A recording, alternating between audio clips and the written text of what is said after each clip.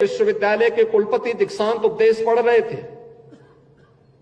ये भारत के उपनिषद के तैत्तिरीय उपनिषद के मैं विस्तार से इस बारे में भारत के एक स्नातक के लिए क्या कुछ होना चाहिए जीवन में अच्छा बनने के लिए, उसका जीवन लोक के लिए, राष्ट्र के लिए समर्पित भाव के साथ कार्य करने वाला होना चाहिए। इसके लिए उन्होंने इस तैत्तिरीय उपनिषद के इन पंक्तियों को यहां पर अपने दीक्षांत उपदेश में कहा कि सत्यम वदः धर्मम चरः, सत्य बोलना और धर्म का आचरण करना।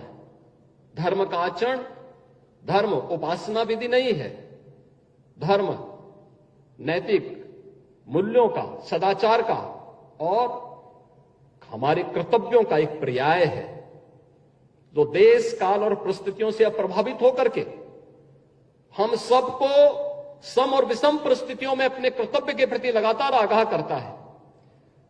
अपने कर्तव्यों के प्रति सजग होकर के कार्य करना, यही हमारा धर्म है।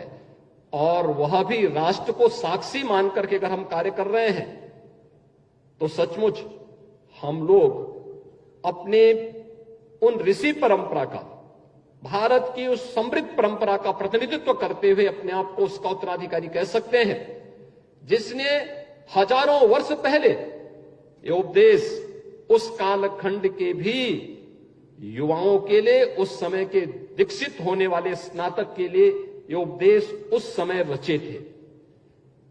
और आज भी हम तैत्तिरीय उपनिषद को दीक्षांत समारोह का साक्षी मान करके उसके अनुरूप अपने कार्यक्रमों को आगे बढ़ाते हैं।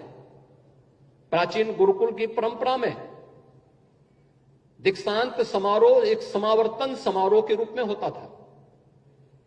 उस समय यह मान्यता थी कि जो भी यहां से स्नातक निकलेगा वह इतना परिपक्व होगा कि सारी परीक्षाओं को पास करके अपने भावी जीवन को आगे बढ़ाएगा।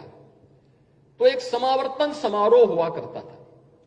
ये परीक्षा के पूर्व होता था, क्योंकि परीक्षा का मतलब अब तो उसको पास होना ही है, अपने भावी जीवन के राह पर आगे बढ़ना है।